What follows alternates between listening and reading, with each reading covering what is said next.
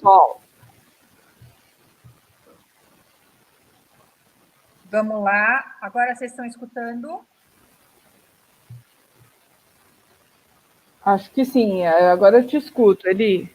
Agora tá, né? Eu saí da versão mudo. Vocês estão me escutando agora? Sim, eu te escuto. Então tá bom. Pessoal, todo mundo me escuta aí? Vocês podem dar um sinal aí dizendo se escutam? Tá certo. Vou começar aqui então. Se vocês não estiverem escutando, vocês falam que eu repito. Eu não sei fazer os gestos aí para comunicar. Então vamos lá, pessoal. Vou começar de novo. Bom dia a todos. Quem está falando aqui é Eliana Taniguchi. Eu sou engenheira civil, sou diretora da E8 Inteligência, que é uma empresa de estudos e pesquisas de mercado especializadas no setor da construção, e também sou fundadora da Construliga. Só que eu não estou aqui para falar de mim, não. Hoje estou aqui para interagir com vocês nesse curso que faz parte do movimento Todos pela Construção. Para quem não conhece, Todos pela Construção é um movimento em que a gente escolhe profissionais de ponta que vão disponibilizar seu tempo para compartilhar o conhecimento de forma gratuita. Esse é um movimento, é uma iniciativa da Etos Soluções, Construliga, ABCP, SNIC e Sebrae. Belezinha? Então vamos lá.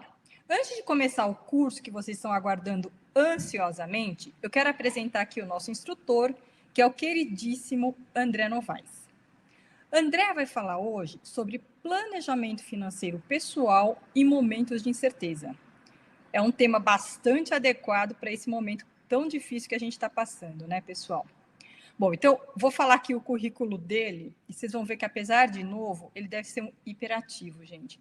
Tem tanta ação que ele fez. Vamos lá, vocês devem estar vendo na tela. O André é administrador de empresas, especialista em finanças comportamentais pelo Kinder Institute of Life Planning, em Boston, planejador certificado CFP, sendo planejador de mais de 100 famílias, é fundador e CEO da Life FP, que é a primeira empresa brasileira de planejamento pessoal, criador do Você 2.0 e autor do manifesto Uma Nação em sua melhor versão. Também é criador da Academia de Planejadores, idealizador do projeto REACH Global Conversation on Life Planning. Foi nomeado Arquiteto do Dinheiro pela Você S.A. em 2011. Foi eleito Voices of the Future em Planejamento de Vida pela Global Life Planning Conference em Londres, nos anos de 2012, 2014 e 2016.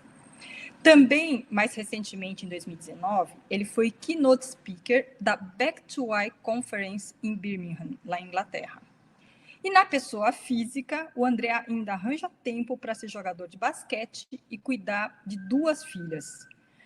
Deu já para perceber, né, pelo currículo, que além de um excelente planejador, o André também é um grande executor.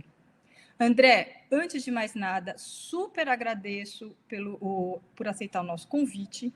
Seja bem-vindo e bora aprender contigo. A bola agora está com você. Vamos lá.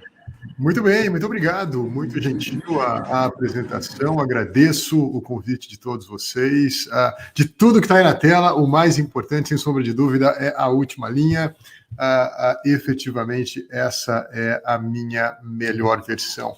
Bom, sem delongas, e para a gente ser o mais objetivo possível, mas ao mesmo tempo que o alvo é a gente ser objetivo, é também a gente ser diretivo e principalmente, e aqui eu já deposito em vocês a esperança e também a responsabilidade de, ao final do nosso bate-papo, você me dizer se essa conversa foi mais do mesmo e o mesmo de sempre ou se foi alguma coisa diferente. Mas para que seja diferente, antes eu preciso alinhar uma coisa aqui com vocês, tá?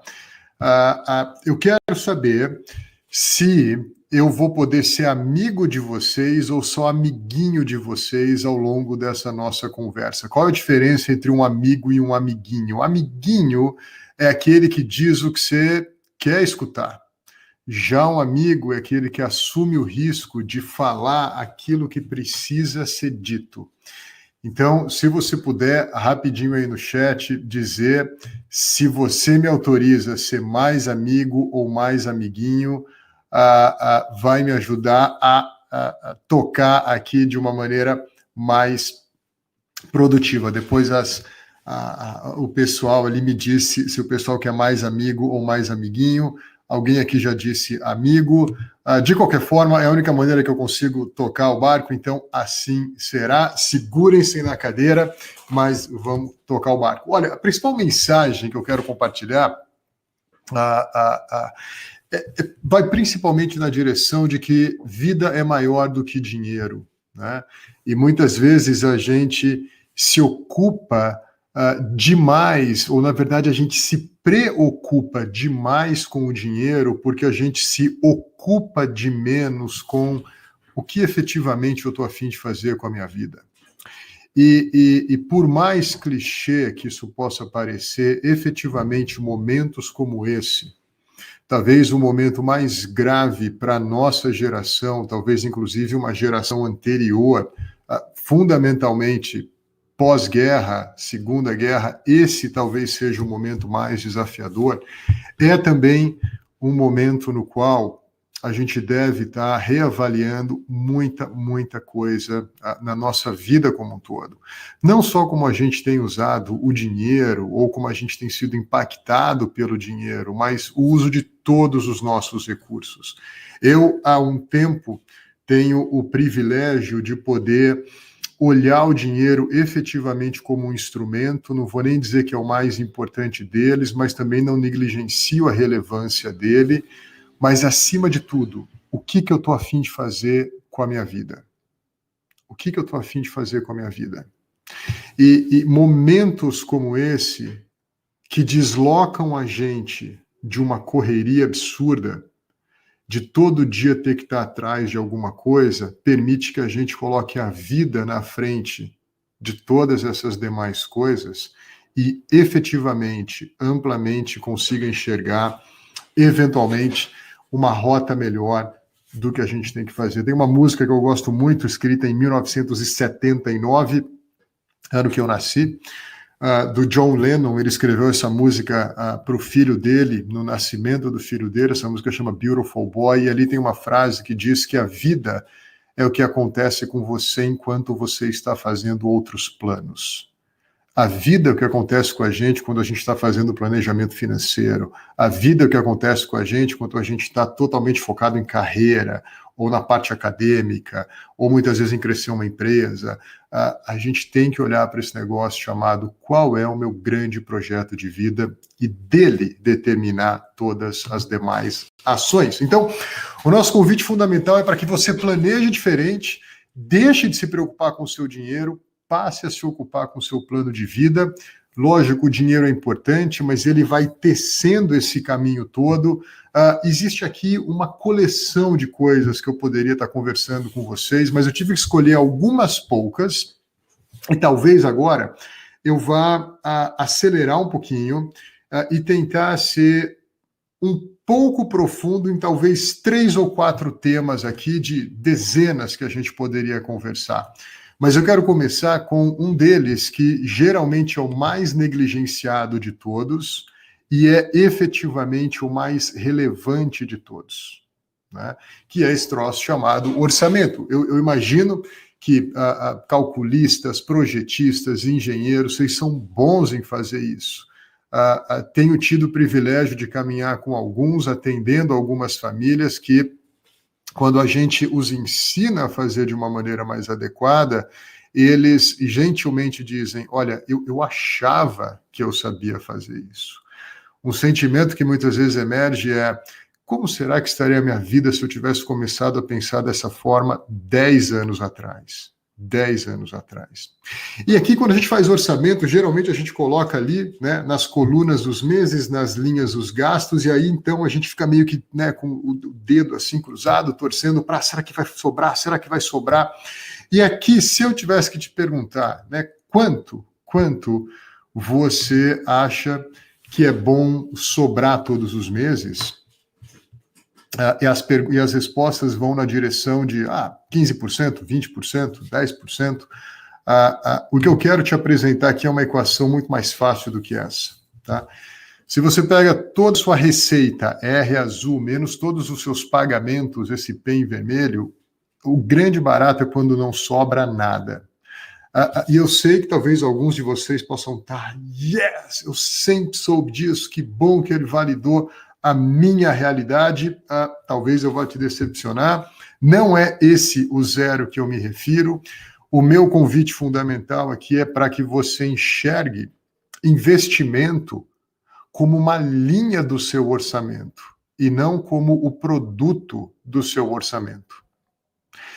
O que a gente geralmente faz é, deixa eu ver o quanto eu ganho, deixa eu ver tudo que eu gasto, eventualmente tem que incluir dívidas também, e depois, como produto disso, dá ou não dá para investir. Aí geralmente eu levo esse número, vou conversar com o agente financeiro, ele cria uma simulação, talvez eu goste do que eu veja, talvez eu não goste tanto assim, e parece que eu então estou construindo uma vida financeira adequada. Amigo sem ser amiguinho, você está indo diretamente, muitas vezes até junto com um budget, com um bom orçamento, para totalmente o lugar errado. Totalmente o lugar errado. Não basta a gente estar bem controlado, se antes a gente não está corretamente planejado. E vocês aqui sabem disso tão bem quanto eu. Então, investimento tem que ser tratado como uma linha do seu orçamento, quase como uma conta para pagar. E esse simples exercício, muitas vezes, já muda um pouco o paradigma de como é que você vai enxergar a sua vida financeira. Não vou entrar aqui num reducionismo para dizer que isso é fácil, mas fica aqui essa primeira palavra de direção. Tente pensar de uma outra forma. Tudo que eu ganho, quanto que eu efetivamente preciso investir? E, pessoal, aqui não há nenhum convite para que você deixe de curtir sua vida hoje e invista lá na frente. Eu não sou nem um pouco adepto desse tipo de orientação. Né? A gente não está aqui para se tornar as pessoas mais ricas do cemitério. Né? Uau, morri com 20 milhões de reais. Não serve para absolutamente nada. Né? Apenas lance-se a esse exercício. Né? Poxa, quanto efetivamente eu preciso, não vou poder me aprofundar nisso hoje, quanto efetivamente eu preciso daqui a X anos para ter um estilo de vida precificado mensalmente a tal, e por consequência, o quanto que eu invisto nos dias de hoje. Isso tem que ser uma linha do seu orçamento e não um dinheiro que sobra. E para você se aproximar mais dessa linha do orçamento, é que eu estou dando um exemplo só, a aposentadoria, dê um nome para essa aposentadoria. Né? Apenas não diga lá, tem um projeto aposentadoria, isso é meio etéreo demais. Dê um nome. O que significa aposentar-se para você? Converse com o seu cônjuge, faça disso um bate-papo bacana, produtivo entre vocês. Aqui agora eu quero entrar um pouquinho dentro dessa ideia de uma leve profundidade ou uma leve verticalidade em assuntos horizontais. Vamos falar um pouquinho de gasto. Geralmente, quando a gente então se lança a um orçamento, a gente olha gastos fixos e variáveis. Eu quero te propor uma organização diferente que vai nessa direção. Não qualifique ou não organize os seus gastos como fixos ou variáveis, mas passe a enxergá-los como gastos frequentes ou eventuais. O que é um gasto frequente? Aquele que tem todo mês, pelo menos uma vez por mês. O que é um gasto eventual? É aquele que não é frequente. A definição tem que ser um troço simples para a gente não ficar elucubrando demais na teoria. Né? E por que é importante você ver isso? Porque muitas vezes uma desculpa que a gente conta para a gente mesmo para não efetivar, muitas vezes, já a partir do carnaval, aquele planejamento, aquele orçamento que foi feito no começo do ano, né? E no começo do ano a gente faz 3 coisas, né? Planilha, promessa e dieta. Né? Todo mundo começa em janeiro, no carnaval a gente já esqueceu de quase tudo isso. E a gente fala assim, são as eventualidades que emergem no dia a dia. Eu não sei se eu vou te contar alguma novidade, mas eu ouvi dizer, é um inside information, que muito provavelmente em janeiro do ano que vem vai ter um negócio chamado IPVA. Ouvi dizer também que, muito provavelmente, no começo do ano, existe um negócio chamado IPTU. Olha, eu não sei se você já reparou, mas o seu cônjuge, insistentemente, faz aniversário no mesmo dia do mesmo mês, só muda o ano. Você e seu cônjuge, não sei porquê, mas aniversariam um casamento no mesmo dia do mesmo mês, só mudando o ano. De vez em quando pinta um negócio, e geralmente é no mesmo mês todo ano, chamado matrícula. Olha, não sei se você sabia, mas a cada 12 meses aparece uma eventualidade chamada seguro do seu carro. Vocês já pegaram um pouco da ideia, né? Gente que faz conta é mais rápido mostrar esse conceito, e aqui tem um exemplo prático, tá? A gente vai pensar aqui em comprar um carro. E aí, quando você olha ali no lado esquerdo da tela, a gente tem os gastos frequentes. Bom, para encher o tanque do meu carro, eu gasto uns 220, eu faço isso umas 3 vezes por mês, gasto R$660. Eu vou lavar meu carro uma vez por mês, gasto um pouco com sem parar, tem um pouquinho de estacionamento avulso, e olha que aqui ele comprou o carro sem um financiamento. E aí ele olha ali na planilha dele e, legal, acho que dá para encarar, 990 por mês. E muitas vezes, ao não mensalizar o gasto eventual, a gente toma uma decisão olhando 990, sendo que o composto do quanto custa mensalmente, só para ficar em um exemplo, muitas famílias têm mais de um carro, a gente esquece dos gastos eventuais. Né? Ou seja, a gente esquece de mensalizar os R$4.000 do IPVA, estimando aí um carro de cerca de R$100.000. A gente esquece de mensalizar o seguro, a revisão de um carro, que muitas vezes acontece a cada 6 meses, até em combinação ao tamanho do gasto de combustível dessa família, ou então uma troca de pneu a cada 2 anos. E ao mensalizar todos os valores dos gastos eventuais, a gente chega a um valor mensal total de 975, quase parecido com o gasto frequente, o que faz com que o carregamento em budget mensal de um carro seja muitas vezes o dobro do que a gente geralmente enxerga. Né? Joga isso agora também para os gastos eventuais na sua casa, seja manutenção, seja a pintura, seja o IPTU.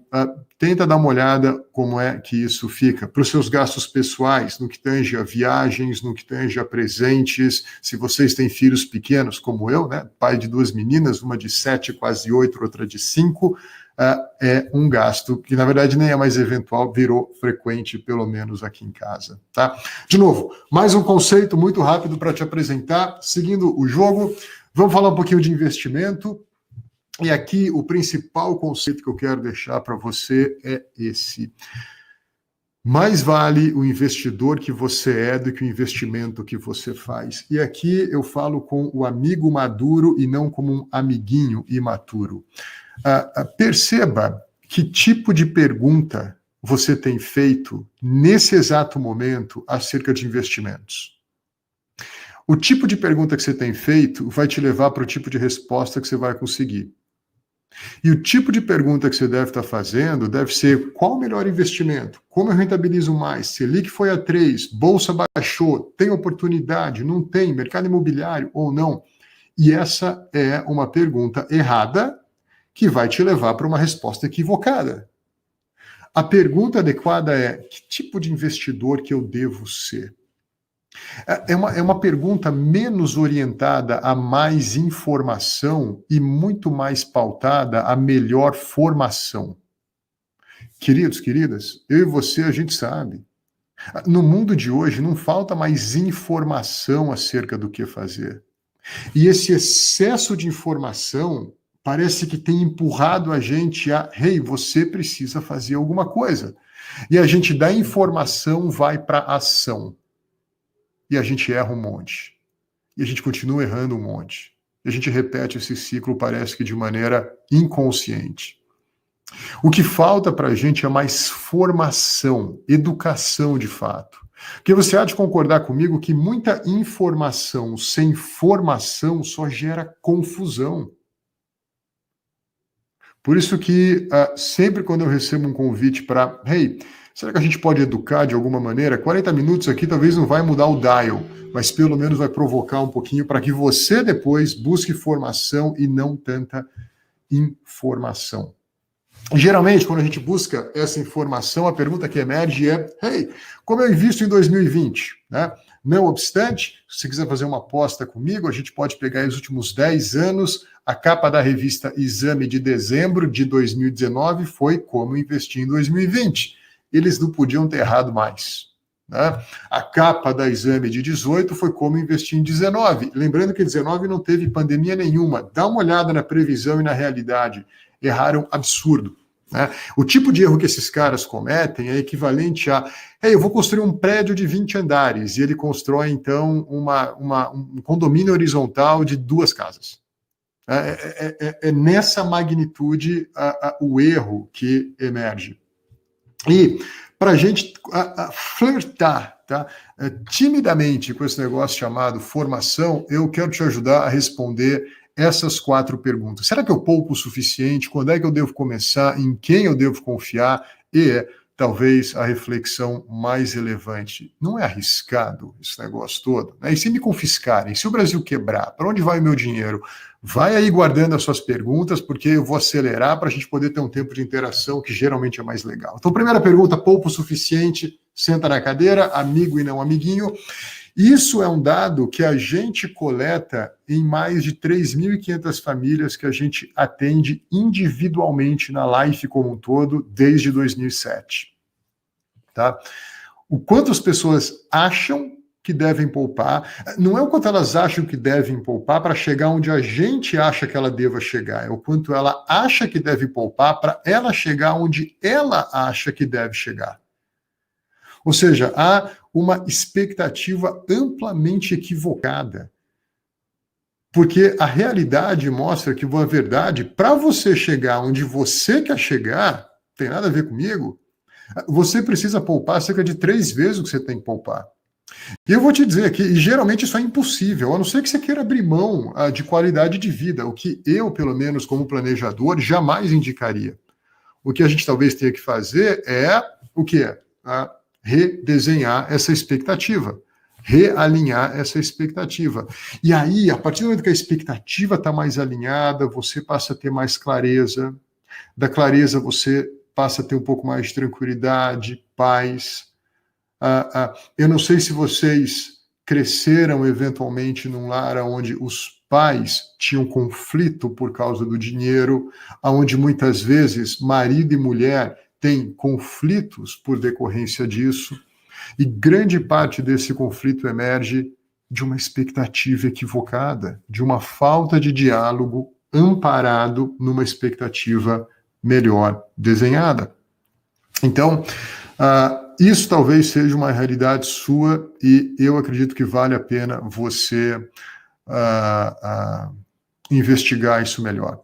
Será que o quanto que eu acho, será que a partir da informação que eu estou buscando e dos simuladores que eu tenho feito, eu não estou recebendo uma informação equivocada? Será que para deixar de ter uma informação equivocada eu não deveria focar mais numa formação adequada?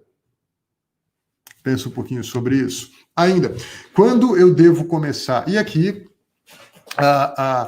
eu não sei exatamente qual é a demografia de vocês, mas se você for muito jovem, eu acho que eu vou te dar uma boa notícia.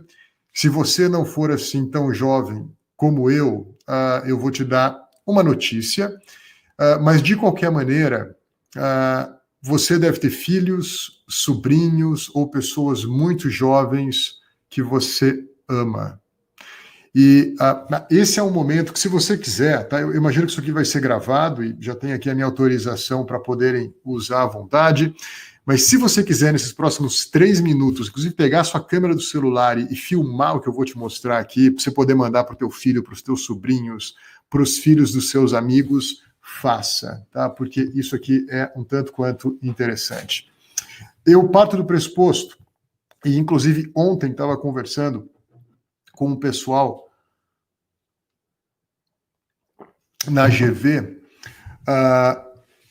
que ninguém deveria receber um diploma sem antes saber explicar esse gráfico que eu vou mostrar. Não é apenas não poderia receber um diploma antes de interagir, ler, é efetivamente saber explicar o porquê, saber explicar a engrenagem por trás desse um gráfico que eu vou te explicar, né? Isso vale para qualquer formação. Administrador como eu, engenheiros, médicos, nutricionistas, fonoaudiólogos, artistas, quem for que seja. Olha, parabéns. Agora, você recebeu o diploma, explica esse gráfico. E aqui eu quero trazer para a gente 3 personagens, tá? O primeiro personagem é o Seu João. O Seu João é um cara de 50 anos de idade. E ele só se deparou com a relevância do cuidar com a vida financeira aos 50 anos de idade.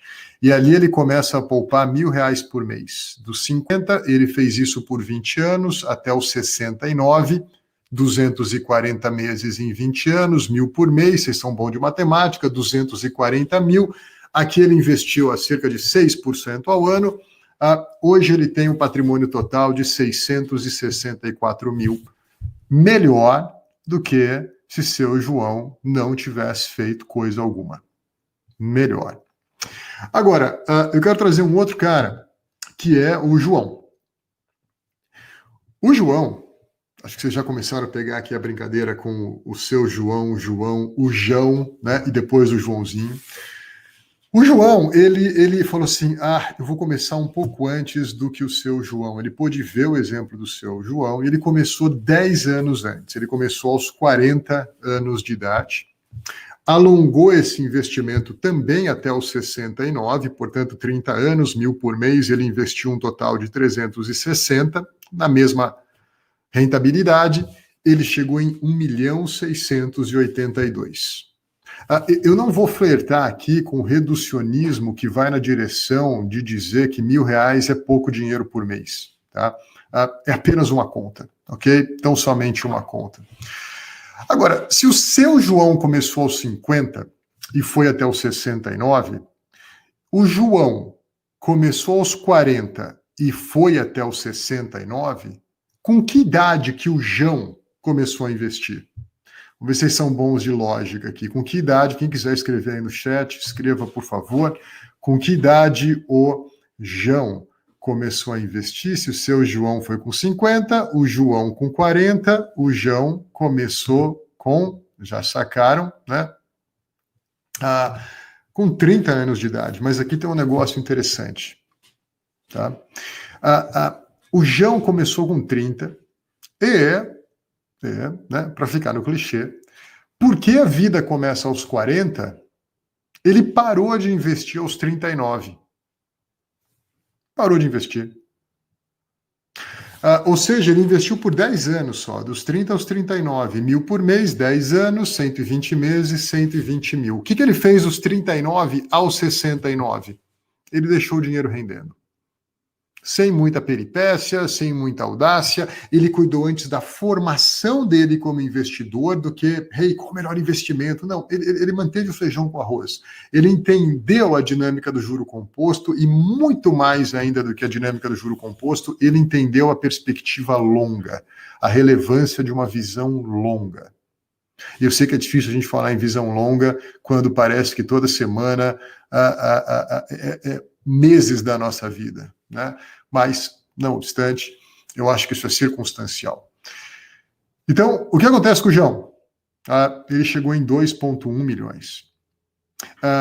E agora, né, o que aconteceu com o Joãozinho? Joãozinho foi um pouquinho mais drástico, talvez, do que o João. Começou a investir R$1.000 aos 20 anos de idade. Também ele fez isso por 10 anos só, dos 20 aos 29, os mesmos 120 mil, dos 29 até os 69 ele não tocou nesse dinheiro, e ele então conseguiu um patrimônio de cerca de 4,8 milhões de reais. Milhões de reais. Eu sei que aqui, né, uma leitura crítica é, André, que mundo que você mora, cara? Você acha que realmente é fácil, numa realidade brasileira, o Joãozinho investir R$1.000 por mês aos 20 anos de idade, no meio de uma faculdade, muitas vezes tendo que destinar o seu dinheiro para isso? Não, eu não acho. Por isso que tem essa outra perspectiva aqui. Da mesma maneira que eu acho que é muito difícil para o Joãozinho investir R$1.000 por mês, eu acho que pai, mãe, eu aqui estou me preparando para as minhas meninas. Se eles começarem com R$100 por mês, que geralmente é o que essa turminha toda, por isso que eu digo que todo mundo deveria receber um diploma só se soubesse explicar esses gráficos, né? Essa turma gasta mais do que 100 por mês para financiar um celular. Só para ficar num exemplo, né? Então, qual é a minha proposta aqui? E se o Joãozinho tivesse começado com R$100 por mês aos 20 anos de idade? E aí, todos os meses, ele ia adicionar mais 20. Então, vamos dizer o seguinte, tá? Joãozinho começou com 20 anos de idade, em janeiro, R$100, fevereiro, 120, março, 140, abril, 160, lentamente até ele chegar em R$1.000 por mês. E quando ele chegou em R$1.000 por mês, repara, ele construiu o hábito. Ele cuidou da formação dele como investidor antes de buscar uma informação acerca do que, como, onde investir. Primeiro ele respondeu o porquê eu devo investir, depois o onde e como. Chegou em R$1.000 por mês e aí ele não mais parou. Porque aquilo virou hábito. Aquilo virou hábito. Primeiro a gente faz um hábito, depois o hábito torna a gente uma pessoa melhor. Não só isso, Joãozinho também começou a enxergar que investimento tinha que ser uma linha do orçamento dele e que tudo que ele ganhava tinha que ser destinado e sobrar zero no orçamento dele. Sabe o que esse gráfico fez com Joãozinho, que depois virou João, que depois amadureceu, virou João e tornou-se um homem respeitado e sendo chamado de seu João? Esse gráfico tirou do seu João lá na frente a desculpa. A desculpa de não dar para fazer. Por isso que o assunto é sério e que tem que ser tratado de maneira relevante. Agora, em quem eu devo confiar? Porque a gente tem uma foto mais ou menos assim, né?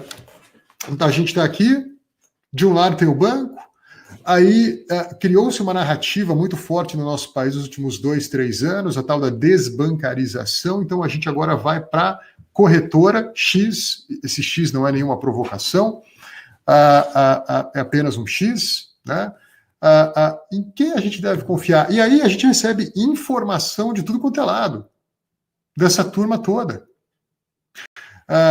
COI, LCI, LCA, CRI, CRA, CDB, debênture, incentivada ou não, investir aqui, dolarizar, Tesouro Selic, Tesouro IPCA, pré-fixado, ações, ETFs.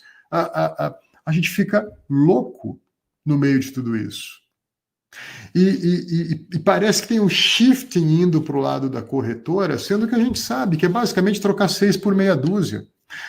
Ambos têm um único interesse, que é transacionar o seu dinheiro para eles, não necessariamente cuidar efetivamente do seu projeto de vida, de onde é que você está e onde é que você quer chegar. Então, se quem tem te influenciado tem te dado muita informação, cuidado. Ele está te conduzindo para onde ele quer que você vá.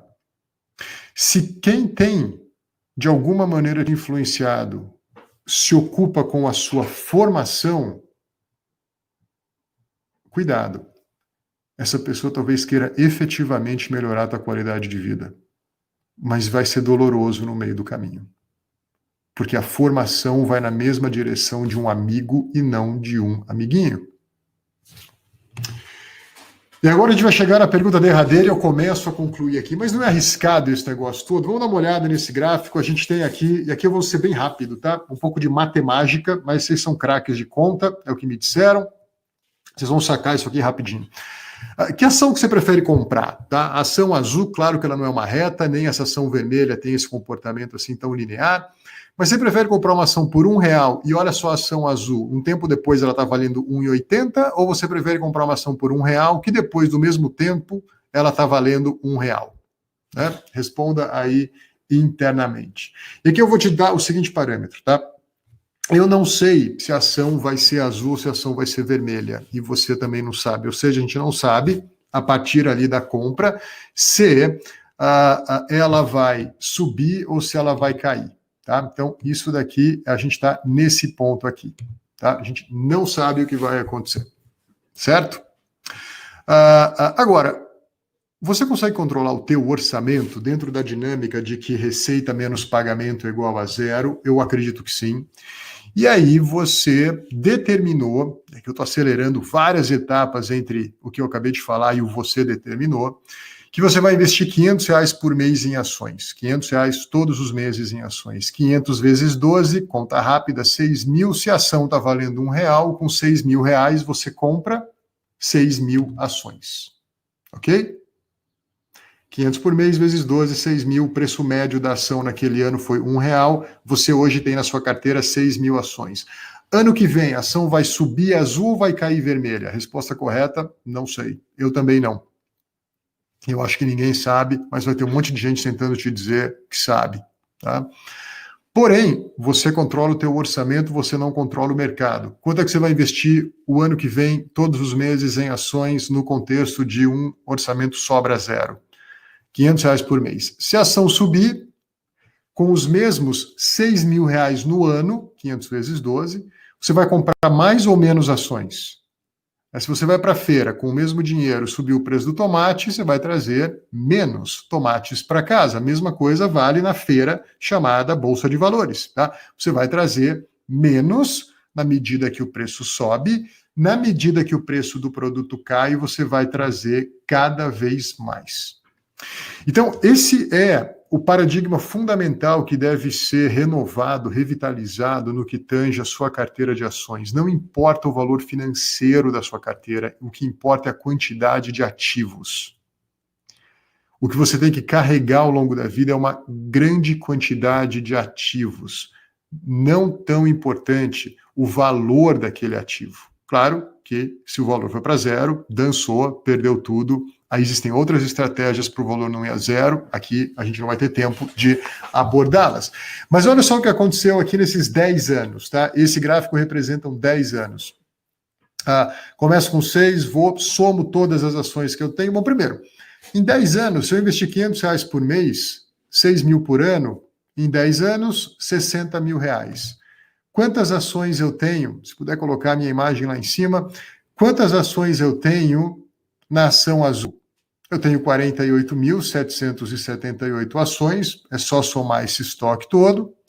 O valor do meu investimento é justamente 1,80, o valor de cada ação multiplicado pelas 48 mil ações que eu tenho. E na ação vermelha?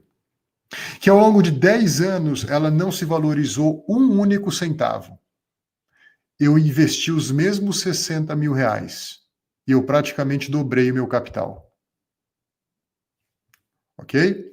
O que aconteceu aqui em 10 anos? A ação não valorizou um único centavo. E eu praticamente dobrei o meu capital. Vocês são bons de matemática, tenho certeza que vão conseguir decifrar isso. Se não, me perguntem, a gente volta. Mais vale o investidor que você é do que o investimento que você faz. Não interessa qual ação que você vai comprar, contanto que você tem uma estratégia efetiva para comprá-la. Para essa estratégia, a gente brinca, você precisa ter cash. Né? Agora, cash para a gente aqui é um acrônimo, né? O C do cash é conhecimento. Esse conhecimento a gente não se refere a conhecimento da demanda de minério de ferro no Sudeste Asiático, talvez esse exemplo seja um pouco antigo já, mas onde é que você está, onde é que você quer chegar, qual que é o teu grande projeto de vida?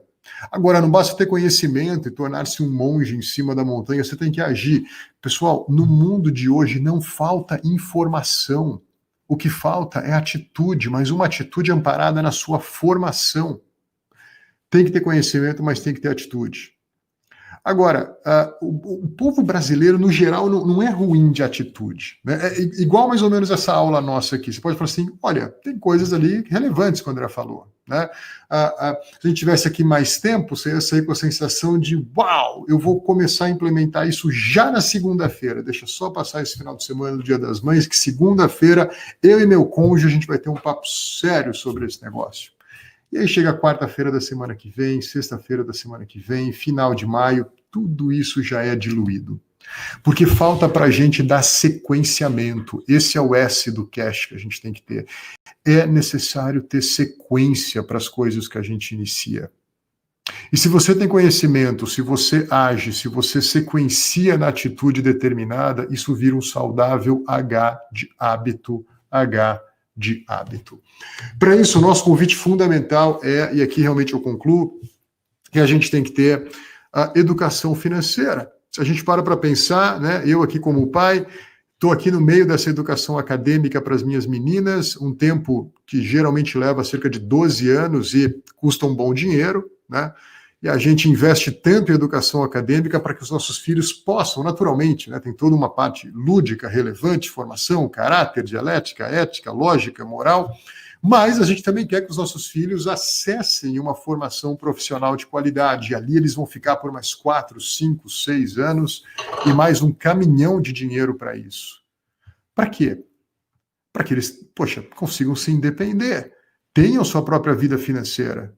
E aí, quem é que dá a educação financeira para a gente? E aí a gente muitas vezes ganha um monte de dinheiro, não sabe o que está fazendo com ele. E está cometendo muitas vezes os mesmos enganos. Isso é muito, muito comum.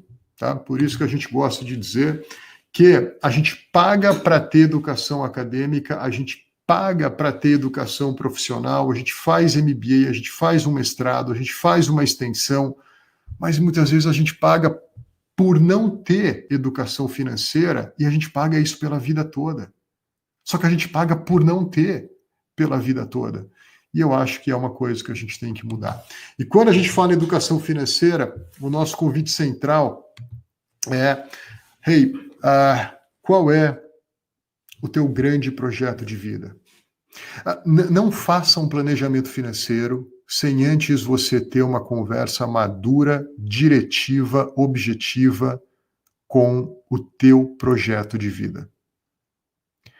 Finanças, dinheiro, só serve para sustentar e suportar esse projeto de vida. E enxerga o teu planejamento como um filme constantemente editado e não uma foto que você tira. Quantas e quantas pessoas chegam até a gente? Olha aqui meu budget, meu orçamento, aqui está meu plano de previdência, assim que eu montei meu seguro, tirei essa foto, respondi lá 10 perguntas da corretora, sou um investidor moderado ou agressivo, e os meus próximos 20, 30 anos estão determinados. Que engano! A vida é muito mais um filme constantemente sendo editado do que uma foto emoldurada, tirada e, muitas vezes, infelizmente, esquecida. Planeja diferente, essa é a nossa principal mensagem. E esse é meu último slide, antes de eu passar a palavra para quem vai estar moderando aqui. Queridos, queridas, texto fora de contexto só serve de pretexto. Isso se aplica também a mim, a todos que falaram aqui antes de mim e a todos que irão falar depois de mim. Tudo que eu falei aqui é um texto meu, totalmente, muitas vezes, deslocado do seu contexto, da sua realidade. E isso só serve para o meu pretexto. Finanças pessoais é muito mais pessoais do que finanças. Enxerga o teu contexto, filtra muito das coisas que eu fui te colocando, busque alguém que possa cuidar da sua formação antes de buscar alguém que possa te dar mais e mais e mais barulho chamado informação. Ok? Por enquanto, eu passo a palavra para quem for aqui mediar e, eventualmente, me fazer perguntas, me pegar de surpresa, me colocar no canto. Estou aqui à disposição. Obrigado por hora, daqui a pouco eu volto só para me despedir.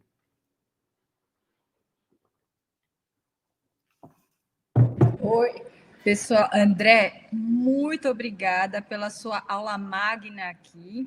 Né? Você mostrou o gráfico do João e, coincidentemente, meu marido se chama João. Vocês estão me ouvindo, Muito bem, gente? estamos ouvindo bem. Então tá bom.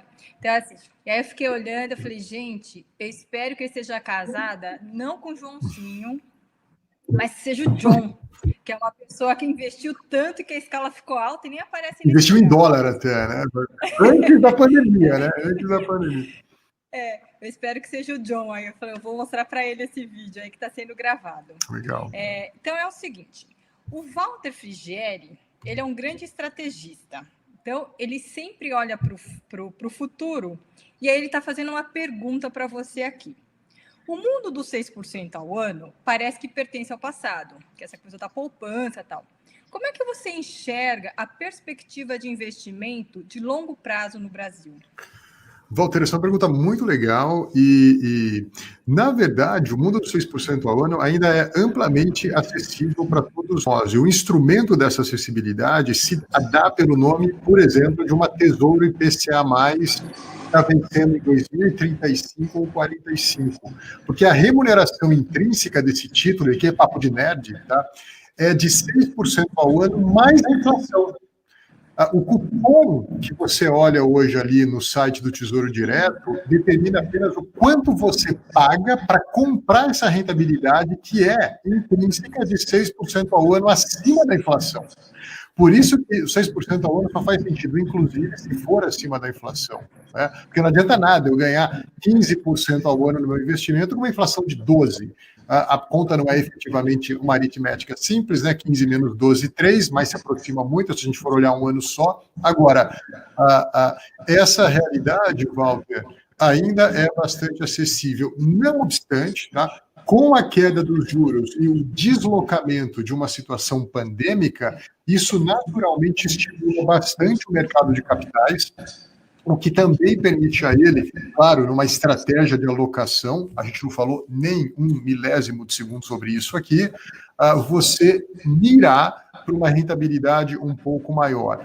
Mas eu te parabenizo amplamente pela pergunta, porque ela vai no cerne daquele ponto principal que eu coloquei, que é alinhar a expectativa. Tá?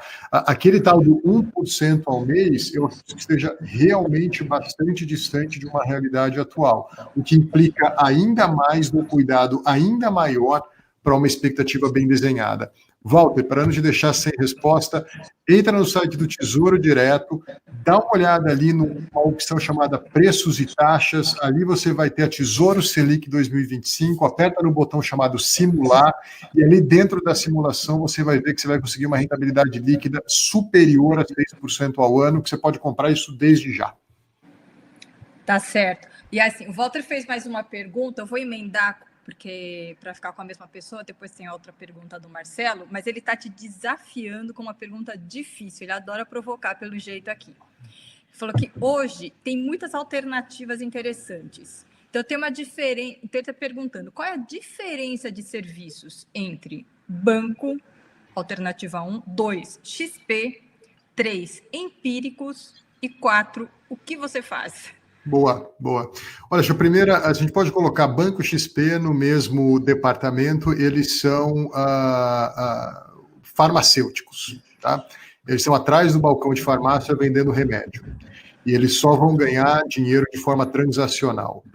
Empírico é uma empresa de marketing do medo, acima de tudo. Né? A gente sabe que tem duas coisas que movem o ser humano, a busca pelo prazer ou o afastamento da dor. Dentre esses dois, o correr da dor é muito mais eficiente do que o correr pro prazer. Por isso que o fim do mundo, o fim do Brasil e todas essas coisas. Mas eles são uma empresa de research, né? E basicamente ganham dinheiro vendendo relatórios, eles ganham dinheiro vendendo informação, eles ganham dinheiro, na minha perspectiva, vendendo barulho. Tá? E toda essa informação, de novo, é texto fora do seu contexto, servindo de pretexto para eles. O que a gente faz? A gente é um médico, tá? No caso, no modelo da Life, a gente só recebe única e exclusivamente dos clientes, é um valor fixo mensal, independentemente do tamanho dos ativos dessas famílias, e a gente tem uma perspectiva e prerrogativa de caminhar anos e anos e anos com a família. Imagina a mesa, tá, Walter? Você está de um lado da mesa. Do outro lado da mesa, ou seja, no oposto, você tem XP, banco, corretor de seguros. A relação entre vocês só se dá se houver uma transação. Ele vende um produto, você compra um produto, ele é remunerado.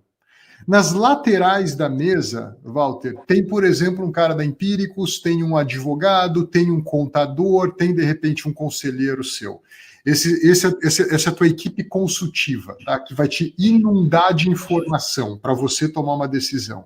Qual que é o meu papel? O papel de um verdadeiro planejador é estar do mesmo lado da mesa.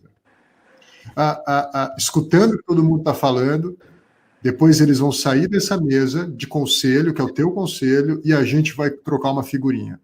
Hey, de tudo que a gente ouviu, do produto que foi oferecido, o que efetivamente vai servir para a melhor versão do que a gente quer se tornar? O que efetivamente vai servir para a gente sair de onde a gente está naquela imagem do mapa e chegar onde a gente quer chegar, que é aquele ponto X, que justamente é o que eu quero fazer com a minha vida? Tá? Então, há uma ampla diferença, figura de linguagem. Banco e XP são farmacêuticos, o remédio é importante, tá? Mas eu, por exemplo, se minha esposa, a mulher que eu mais amo no mundo, minhas filhas, as segundas mulheres que eu mais amo no mundo, estiverem doentes, primeiro eu vou para o médico. Eu não vou me aconselhar com o farmacêutico. Depois o médico me leva para ele, mas aí no meu contexto e não no pretexto dele. Essa é a diferença fundamental. Excelente, André. André, o Marcelo também te pede uma dica a partir de um exemplo fictício. Marcelo, não sei se eu vou perguntar direito, qualquer coisa você me corrige aqui nos comentários, tá bom? Falou o seguinte: tenho 100 mil reais para comprar ações. Qual seria uma boa prática para investir? Em um único dia, faço investimento dos 100 mil? Compro 10 mil dia sim, dia não? Compro 10 mil por semana? Qual é a boa prática que você recomenda, André? Pergunta muito boa. Eu acho que a mesma dinâmica que vocês já devem ter ouvido para, por exemplo, a compra do dólar. Né? Nesse caso aqui, nos exemplos do Marcelo, eu iria para a direção, acho que nem 10 mil por semana, talvez eu fatiaria isso aí, talvez umas 20 compras semanais de 5 mil. Para quê? Justamente no momento amplamente volátil e irracional que a gente está vivendo, a gente não faça toda uma aposta e essa aposta possa ser equivocada. Né? Ou seja, a gente não está falando muito no coronavírus, que o grande barato é a gente fazer o flat da curva, né? A gente tentar fazer essa diminuição dos picos. Né? Quando você, então, semanaliza ou fatia a sua compra de ativos voláteis, você também está diminuindo a amplitude dessa volatilidade no seu preço de aquisição. E isso acaba resultando em resultados muito melhores down the road. Além do mais, outro benefício disso, implicitamente você começa a criar o hábito de investir. O hábito precisa de repetição. Né? Eu vejo com as minhas filhas, por exemplo, quanto eu preciso repetir algumas coisas, mas uma vez elas efetivamente entendendo, aquilo está no piloto automático. Né?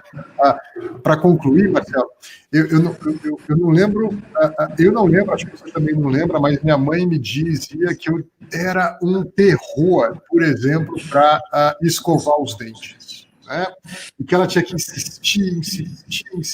Eu, como pai, não sei como é na sua casa, mas eu também preciso persistir para as minhas meninas. Hoje menos, principalmente com a de 7 anos. Né? Mas virou um hábito. Tá? Então, a repetição faz com que aquilo vire um hábito. Né?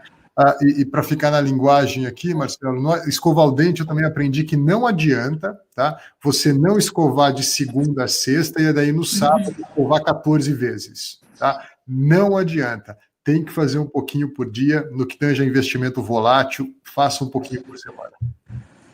Bacana, excelente. Agora tem uma pergunta aqui do Alexandre Pandolfo, que deve ter trocado uma figurinha com o John. Ele pergunta o seguinte: você recomenda a venda de dólar hoje, aproveitando essa alta? Pandolfo deve estar com dólar sobrando aí, hein, Pandolfo? O objetivo é realizar ganho em curto prazo, postergando uma viagem ao exterior. Até porque hoje não tem muita opção de alternativa de viagem, né? E aí, qual que é a sua visão aí, André? Você sabia que a pergunta de dólar é a que mais deixa qualquer cara que acha que sabe qualquer coisa sobre dinheiro amplamente constrangido, né? Porque a grande realidade é que ninguém sabe, né? Eu não recomendaria vender. Eu fujo amplamente de movimentos especulativos. Eu acredito que se você vender hoje para uma viagem, talvez daqui a um ano e meio, talvez você vai ter você vai fazer uma arbitragem positiva, você vai se dar bem, tá? Mas eu não recomendo, porque eu paro de pressuposto. Aquele dinheiro já foi destinado para uma viagem e já comprou dólar. Cara, celebra isso, já ganhou a vitória, né? Vamos ocupar agora com outras coisas que devem ser observadas também para a edificação do seu projeto de vida, né? Já tem esse dinheiro? Tá ótimo, né? Porque você pode se especular, vender, trazer reais, e quando você for viajar, pode acontecer do dólar estar mais alto também. Então, o que você tem que fazer não é o que eu vou fazer com o dólar que eu tenho. A pergunta é, por que eu tenho o dólar que eu tenho? Muda a pergunta, reforma a resposta. Tá? Por que eu tenho o dólar que eu tenho?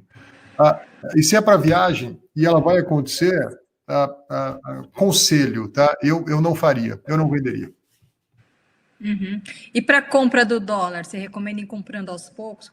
Como foi a indicação que você deu para o Marcelo? Eu acho que sim, se você já tem uma viagem, tem uma viagem já marcada. Esse exemplo é meio extremamente estranho nos dias de hoje, né? Tem uma viagem já marcada. Mas, digamos que tem uma viagem marcada, né? Que dólar que eu vou pagar entre hoje e a minha viagem de novembro? Se você comprar um pouquinho, quinzenalmente, né? Porque também tem hora que operacionalmente é difícil comprar toda semana. Compre um pouquinho, faça uma estimativa do que você vai ter que levar em dólar e compre um pouquinho daqui até lá. Tá? Não é nenhuma ciência de foguete isso. Tá. André, parece que seu microfone está falhando um pouco, não sei qual é a razão. Será? Tá bom. Ó, o Henrique Belfort pergunta aqui: qual que é a sua visão dos impactos econômicos, dos impactos sobre o Covid a curto e médio prazo? Quais as precauções devemos tomar? Bom, impacto econômico... Qual é o impacto econômico do impacto por conta da Covid? Eu entendi. Isso no curto e médio prazo. Olha, acho que a primeira coisa, o juro baixo vem para ficar por um tempo, mas não para sempre. Então, qualquer projeto de vida que tenha sua maturação em décadas vai sofrer amplamente com a volatilidade também dessa política monetária. Não tenha dúvidas de que o juro vai ter que subir para, em algum momento, coibir a inflação. Tá? Ou permitir que o governo financie de alguma forma toda essa vazão, ou toda essa onda de liquidez que ele está promovendo, né? Eu acho que aqui no Brasil, a gente, se não bastasse a onda da Covid, e depois, imediatamente após a da crise econômica, a gente também tem uma instabilidade política que nada contribui para o que a gente está passando. Então, a grande verdade hoje, Henrique, do momento ou do ambiente econômico é que a única certeza que a gente tem é que tem um monte de incerteza. O que eu devo fazer com os meus investimentos e precauções? Como é que eu posso eventualmente me blindar?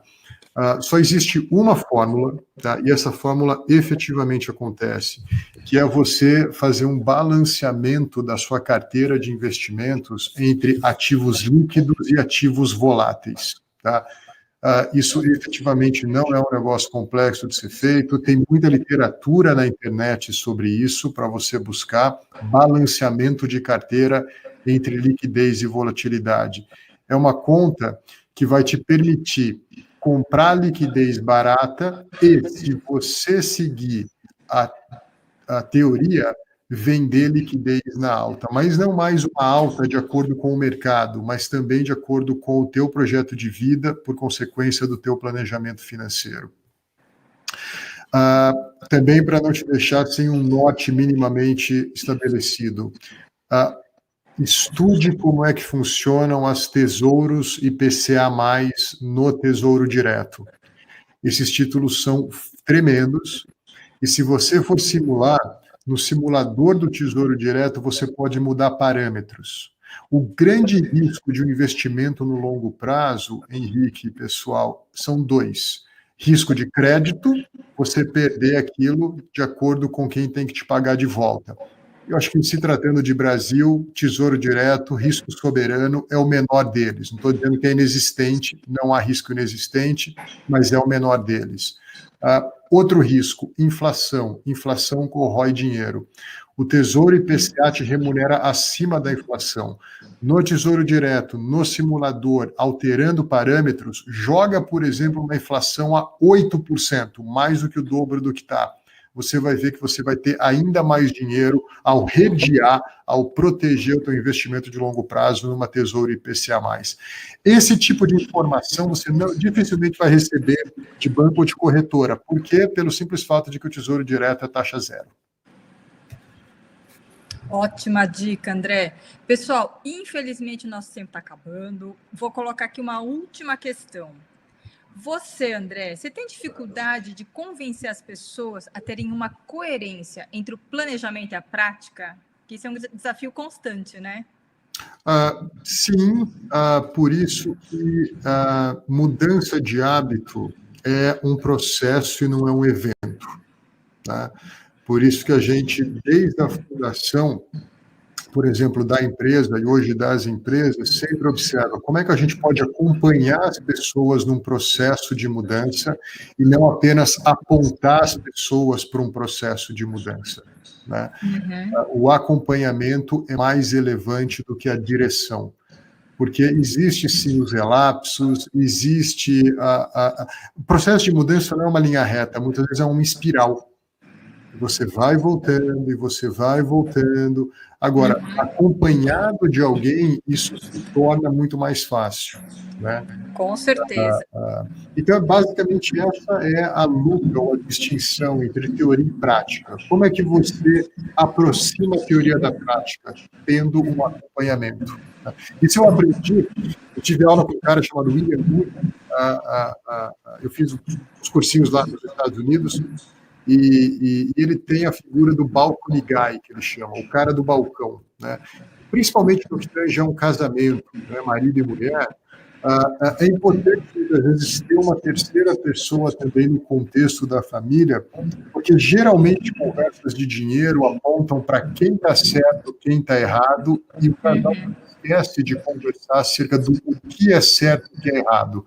E a conversa diverge. O cara do balcão faz com que a conversa seja mais convergente. E a convergência faz com que a teoria e a prática se aproximem. Não, muito bacana. Pessoal, infelizmente a gente vai ter que encerrar aqui as perguntas. Eu, particularmente, aprendi muito hoje, tanto com o André como com vocês que estão aqui assistindo e interagindo com a gente. Então, só posso agradecer aí a participação de todos vocês. Né? Então, fim de semana está chegando, hoje é sexta-feira, vamos nos encher de boas energias, vai ter o Dia das Mães aqui, acho que vai ser um evento, uma data diferente aí para todos nós, né? A gente vai ter que passar aqui e homenagear essa pessoa mais do que especial e única de uma forma criativa. Para finalizar, eu agradeço mais uma vez a todos vocês que estão só fortalecendo essa corrente do bem, que é o Todos pela Construção. Né? Relembrando, é um movimento onde a gente propõe a disponibilizar 100 conteúdos de 60 minutos na forma online e gratuita. Participe aí dos nossos cursos, a gente está na metade, tem mais 50 aí pela frente. É uma iniciativa da Et Soluções, Construliga, ABCP, SNIC e Sebrae. Então, antes de finalizar de vez, agradeço mais uma vez você, André, por compartilhar aqui seu tempo, seu conhecimento conosco. E aí dá uma palavrinha final para a gente aí, André. Olha, gratidão é toda minha. Eu imagino o desafio que o setor esteja passando. Não são momentos fáceis, mas eu reflito o seguinte: talvez a gente não vai ter uma outra oportunidade na nossa geração para, por exemplo, ficar 2, 3 meses nuclearmente em casa com a nossa família e aproveitando esse tempo para refletir. Qual é a melhor versão da nossa família? Qual é a digital da nossa família? Como é que a gente efetivamente quer poder ser lembrado? que legado a gente constrói para os nossos filhos e não só que herança a gente deixa para os nossos filhos. Isso vai amplamente na direção de qual é esse projeto de vida que a gente quer desenhar, né? Então, eu fielmente acredito que, e aqui eu sinto um pouco, né, ter que ficar no clichê, mas que a gente faça disso uma oportunidade. Pessoal, eu não quero ser reducionista ao ponto de não estar sensível ao desafio que muitos enfrentamos. A gente aqui também enfrenta desafio, está todo mundo junto nessa, né? Mas aproveite esse tempo para fazer mais perguntas do porquê e não se encharcar tanto com barulhos do como. Ok? Por quê? Por quê? Por quê? Eu acho que esse é o tom de agradecimento, principalmente, e de até logo que eu gostaria de deixar aqui com vocês. Tá certo, pessoal. Obrigada aí. Boas reflexões para a gente no fim de semana, hein? Obrigada, pessoal. Obrigada, André. Imagina, gratidão é toda minha. Obrigado, turma. Fiquem com Deus. Tchau, pessoal.